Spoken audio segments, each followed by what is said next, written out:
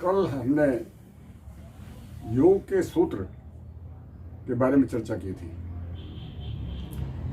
आज हम जिस विषय पर आपसे बोलने जा रहे हैं वो बहुत महत्व का है।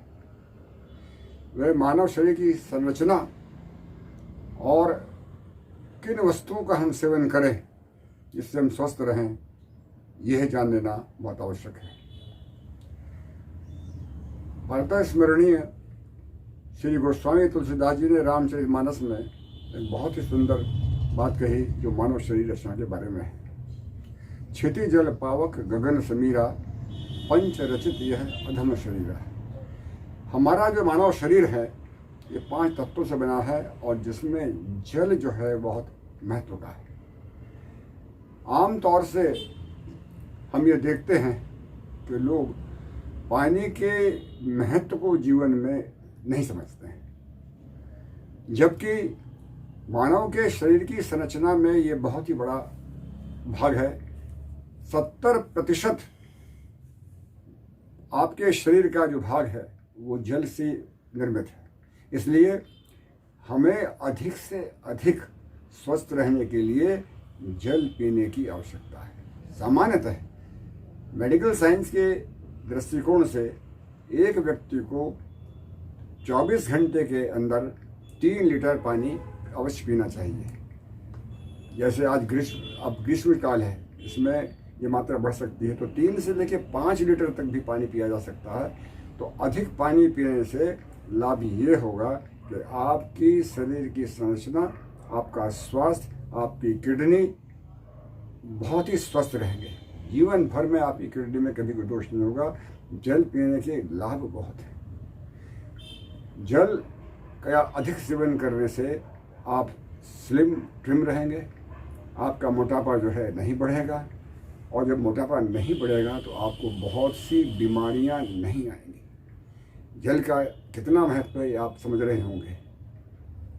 आज से लगभग 40 वर्षों पूर्व मैंने कविराज हरनाम दास जी जो दिल्ली के निवासी थे उनका एक ग्रंथ पढ़ा था। उस ग्रंथ की बहुत सी विशुद्ध बातें तो आज मुझे याद नहीं है, परंतु एक सूत्र मैंने उस पुस्तक से निकाला और उसमें यह था कि मैन नेवर फॉल सिक, ही इनवाइट सिकनेस। कहने का अभिप्राय यह है कि आदमी बीमार पड़ता नहीं, वह बीमारियों को आमंत्रित करता है। अब प्रश्न ये उठता है कि हम बीमारियों को आमंत्रित करते कैसे हैं? सामान्य प्राणी क्या करता है?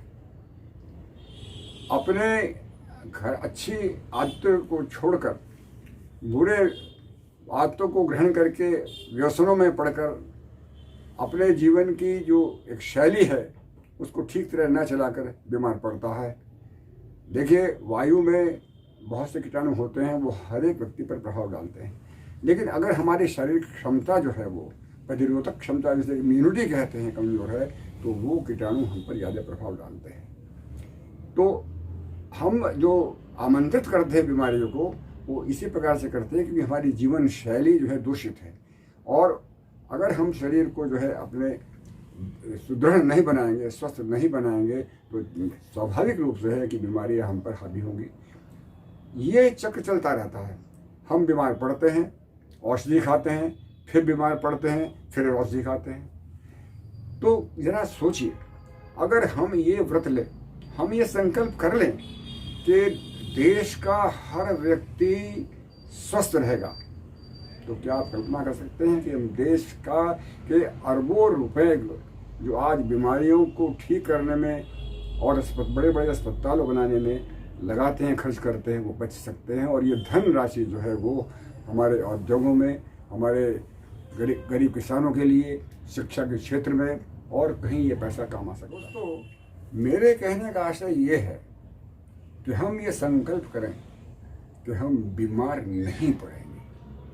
अगर हम अपनी मानसिक स्थिति ये बना लें कि हमने बीमार नहीं पड़ना है, तो स्वाभाविक रूप से जो है हम स्वस्थ रहने के प्रति सजग रहेंगे और हम उन्हीं वस्तुओं का सेवन करेंगे। हम अपने जीवन के कार्यकलापों को इस प्रकार से संजोएंगे, इस प्रकार से क्रियान्वित करेंगे कि हम स्वस्थ रहें, क्योंकि हमारे जहन में हर समय ये बात रहेगी कि मुझे बीमार नहीं पड़ना है। और अगर हमें बीमार नहीं पड़ते हैं तो स्वाभाविक है हम जो बीमारी के दौरान खर्च करते हैं वो बचेगा, जो हम कष्ट भोगते हैं वो बचेगा, तो और जो समय उसमें लगता है वो हम बचा सकते हैं और इस समय का सदुपयोग कर सकते हैं। तो इसलिए आज हम ये संकल्प करें दोस्तों कि हम स्वस्थ रहेंगे, बीमार नहीं पड़ेंगे। इस संकल्प के साथ में अगर हम जिएंगे तो ये आपका ही अपना कल्याण होगा, समाज का कल्याण होगा, और ये इस तरह से आप एक समाज की और देश की, और देश ही नहीं विश्व की एक बहुत बड़ी सेवा कर सकेंगे। लेकिन इससे पहले कि मैं जो है वो अपनी बात को समाप्त करूं, आज मन ये है कि मैं आज के इस कोरोना काल में जिस तरह का माहौल है इसमें थोड़ा सा भक्ति रस का संचार भी कर दिया जाए। तो आपकी अनुमति लेते हुए मैं एक सुंदर सा भजन आपकी सेवा में प्रस्तुत करना चाहता हूँ। कैसे आऊं रे कन्हैया, कैसे आऊं रे कन्हैया, तेरी गोकुल नगरी बड़ी दूर नगरी। ओ कैसे आऊं रे कन्हैया, कैसे आऊं रे कन्हैया, तेरी गोकुल नगरी बड़ी दूर नगरी। रात को जो आऊं कान्हा, रात को जो आऊं कान्हा, डर मोहे लागे। रात को जो आऊं कान्हा, डर मोहे लागे। दिन में आऊं तो देख सारी नगरी बड़ी दूर नगरी। वो कैसे आऊं रे कन्हैया, कैसे आऊं रे कन्हैया, तेरी गोकुल नगरी बड़ी दूर नगरी।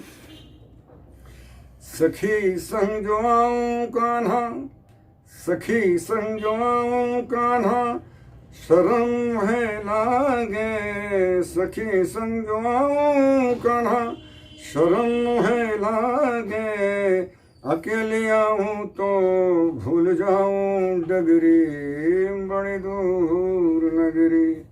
वो कैसे आऊं रे कन्हैया, कैसे आऊं रे कन्हैया, तेरी गोकुल नगरी बड़ी दूर नगरी। धीमे चलूं जो कान्हा, धीमे चलूं जो कान्हा, कमर मोरी लचके। धीमे चलूं जो कान्हा, कमर मोरी लचके। झटपट चलूं तो छलकाए गगरी बड़ी दूर नगरी। वो कैसे आऊं रे कन्हैया, कैसे आऊं रे कन्हैया, तेरी गोकुल नगरी बड़ी दूर नगरी। ओ बड़ी दूर नगरी, बड़ी दूर नगरी, बड़ी दूर नगरी, बड़ी दूर नगरी। जय भारत।